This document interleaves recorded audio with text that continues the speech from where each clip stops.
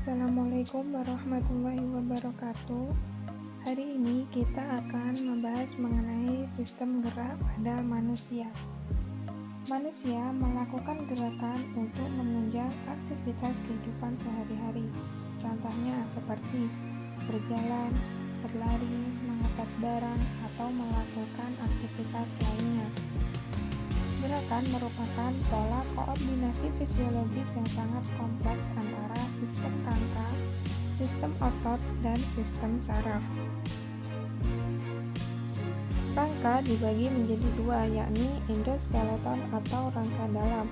Merupakan rangka yang terdapat di dalam tubuh yang ditutupi oleh otot dan kulit. Contohnya pada rangka manusia dan hewan vertebrata. Kemudian yang kedua yakni eksoskeleton atau rangka luar, merupakan rangka yang terdapat di luar tubuh atau menutupi tubuh. Contohnya pada hewan avertebrata seperti moluska dan insekta. Rangka itu ada dua, yakni tulang dan otot. Tulang dinamakan alat gerak pasif karena tulang tidak dapat bergerak sendiri. Sedangkan otot dinamakan alat gerak aktif karena ototlah yang menggerakkan tulang. Selanjutnya yakni fungsi rangka. Fungsi rangka yang pertama yakni memberi bentuk dan postur tubuh. Yang kedua melindungi organ-organ yang lunak. Kemudian penyangga berat badan, tempat melekatnya otot-otot rangka, mendukung terjadinya gerakan, hematopoiesis atau tempat pembentukan sel darah, kemudian tempat penyimpanan mineral, tempat penyimpanan energi, dan yang terakhir fungsi imunologis. Rangka tubuh pada manusia dapat digolongkan menjadi dua, yakni rangka aksial dan rangka apendikular. Rangka aksial merupakan rangka sumbu tubuh, sedangkan rangka apendikular yakni rangka anggota gerak tubuh. Anggota rangka aksial yang pertama yakni tulang tengkorak. Tulang tengkorak dibedakan menjadi dua bagian, yakni tulang kranial atau tulang tempurung kepala dan tulang fasial atau tulang wajah. Yang kedua yakni tulang telinga dalam dan tulang hyoid. Tulang telinga dalam berjumlah 3 pasang, yaitu 1 pasang tulang malleus, 1 pasang tulang incus, dan 1 pasang tulang stapes. Sedangkan tulang hyoid merupakan tulang yang berbentuk seperti huruf O yang terletak di antara laring dan mandibula. Nah, dapat dilihat pada gambar ya. Selanjutnya yakni tulang belakang atau kolumna vertebra. Tulang belakang tersusun dari 26 ruas yang masing-masing dihubungkan oleh cakram tulang rawan fibrosa. Berfungsi menahan guncangan ketika menggerakkan badan. Kemudian ada tulang dada sternum dan tulang rusuk atau costa. Tulang dada berjumlah 1 buah terdiri atas 3 bagian. Yang pertama, manubrium sterni atau kepala tulang dada. Yang kedua, corpus sterni atau badan tulang dada, dan processus xiphoid atau tulang taju pedang. Sedangkan tulang rusuk dibedakan menjadi 3 macam, yakni tulang rusuk sejati, tulang rusuk palsu, dan tulang rusuk melayang. Setelah kita membahas mengenai rangka apendikular, selanjutnya yakni rangka apendikular. Rangka apendikular berjumlah 126 buah, meliputi gelang bahu atau pektoral, anggota gerak atas atau ekstremitas superior, gelang panggul atau pelvis, dan anggota gerak bawah atau ekstremitas inferior.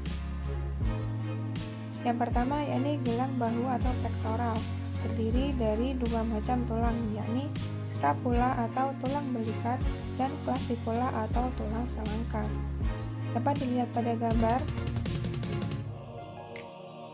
yakni gelang bahu tampak dari depan dan tampak dari belakang.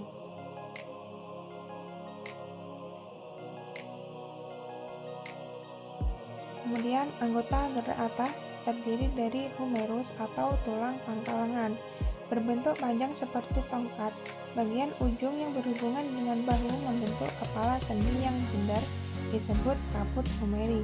Kemudian ada radius atau tulang pengumpil, yang mana berbentuk panjang, terletak sejajar dengan ibu jari. Bagian sendi yang menghubungkan radius dan humerus berbentuk bundar, sehingga lengan bawah dapat berputar. Kemudian ada ulna atau tulang hasta, yakni berbentuk panjang dan merupakan tulang bawah yang lengkungnya sejajar dengan jari kelingking. Kemudian ada karpal, yakni tulang pergelangan tangan, terdiri atas 8 tulang yang tersusun dalam 2 baris. Karpal merupakan tulang-tulang pendek dengan bentuk yang berbeda-beda. Kemudian ada metakarpal atau tulang telapak tangan, terdiri atas tulang pipa pendek berjumlah 5 buah dan berhubungan dengan tulang pergelangan tangan dan tulang jari. Yang terakhir yakni ada falangus atau tulang jari tangan, tersusun dari tulang pipa pendek berjumlah 14 buah, yakni 3 ruas pada masing-masing jari dan 2 ruas pada ibu jari. Kemudian yang ketiga ada gelang panggul atau pelvis, terdiri atas 3 pasang tulang yang bersatu, yaitu tulang usus atau tulang ilium, tulang kemaluan atau pubis, dan tulang duduk atau ischium. Kemudian ada anggota gerak bawah. Yang pertama femur atau tulang paha, merupakan tulang pipa terpanjang dan terbesar pangkal tulang terdekat dengan gelang panggul, membentuk kepala sendi yang disebut kaput femoris. Kemudian bagian ujungnya membentuk persendian lutut. Kemudian ada tibia atau tulang kering, merupakan tulang pipa terbesar setelah tulang paha, ikut menopang berat tubuh. Bagian pangkal membentuk persendian lutut dengan femur, dan pada bagian ujung bawah terdapat tonjolan yang disebut malleolus medial atau mata kaki dalam. Selanjutnya ada fibula atau tulang betis, merupakan tulang pipa yang paling ramping, tidak turut menopang berat tubuh tetapi menambah area perlekatan otot tungkai. Bagian ujung bawah fibula membentuk tonjolan yang disebut malleolus lateral atau mata kaki luar. Selanjutnya yakni patella atau tulang tempurung lutut, merupakan tulang pipi berbentuk segitiga yang sudutnya membulat. Selanjutnya ada tarsal atau tulang pergelangan kaki, terdiri atas 7 tulang kecil pada setiap kaki, yaitu 1 tulang loncat atau talus, 1 tulang tumit atau calcaneus berukuran paling besar. Kemudian 1 tulang berbentuk kapal atau navicular, 1 tulang berbentuk dedu atau cuboid, dan 3 tulang cuneiformis. Kemudian ada metatarsal atau tulang telapak kaki, terdiri atas 5 tulang pipa berbentuk bulat panjang. Metatarsal pertama merupakan metatarsal yang lebar dan panjang.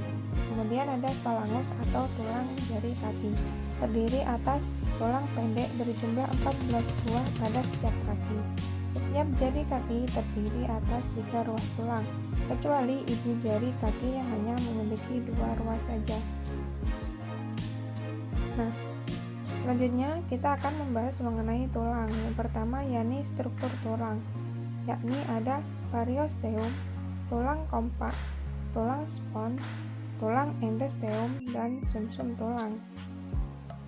Kemudian bentuk-bentuk tulang.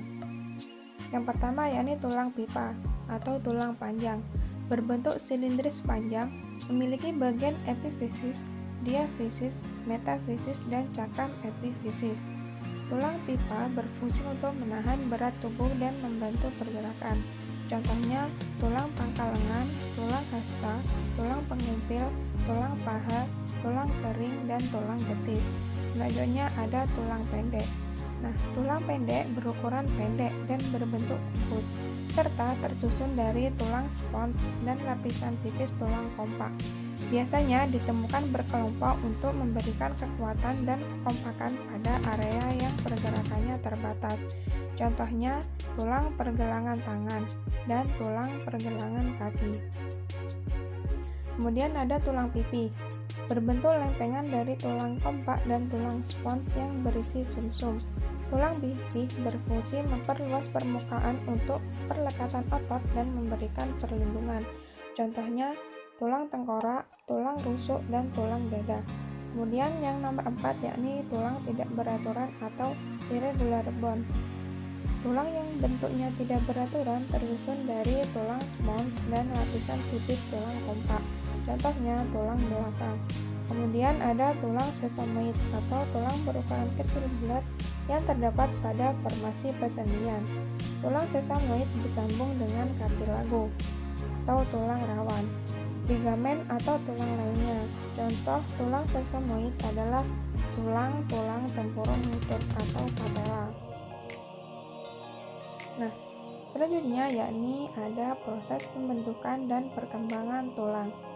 Nah, proses ini dinamakan dengan osifikasi. Osifikasi sendiri itu dibagi menjadi dua, yakni osifikasi intramembran dan osifikasi endokondrium.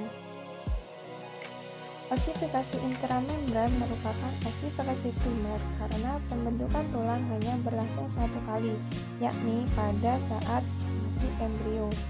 Jenis selnya yakni sel mesenkim. Waktu osifikasi yakni minggu ke-8 kehidupan embrio. Tempatnya di tulang pipih, contohnya pembentukan tulang tengkorak.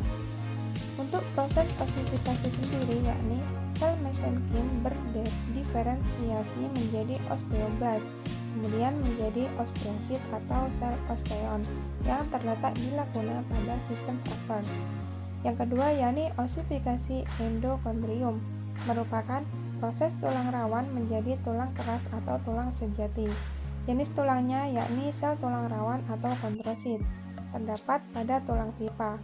Waktu osifikasinya saat embrio hingga masa remaja usia 18-25 tahun. Berlangsung dua kali, yaitu osifikasi primer pada saat embrio dan osifikasi sekunder setelah kelahiran. Untuk osifikasi endokondrium, prosesnya yakni sel kartilago atau kondrosit mengalami proliferasi, sehingga jumlah dan ukuran menjadi besar dan banyak, dan berubah menjadi osteoblast. Kemudian, matriks kartilago mengalami pengapuran atau kalsifikasi melalui pengendapan kalsium fosfat. Kemudian, osifikasi endokondrium menyebabkan pemanjangan bagian diafisis pada tulang pipa, sehingga terjadi pertumbuhan tinggi badan pada usia sejak lahir sampai 25 tahun. Kemudian, ada faktor pertumbuhan tulang. Yang pertama yakni faktor herediter atau faktor genetik. Yang kedua, faktor nutrisi. Yang ketiga, faktor endokrin. Nah, untuk faktor endokrin sendiri itu dipengaruhi oleh beberapa hormon. Yang pertama yakni hormon paratiroid, yang kedua hormon tirakalsitonin, yang ketiga hormon pertumbuhan somatotrofin, kemudian yang keempat hormon tiroksin, dan yang kelima yakni hormon kelamin. Nah, untuk faktor yang terakhir yakni faktor sistem saraf.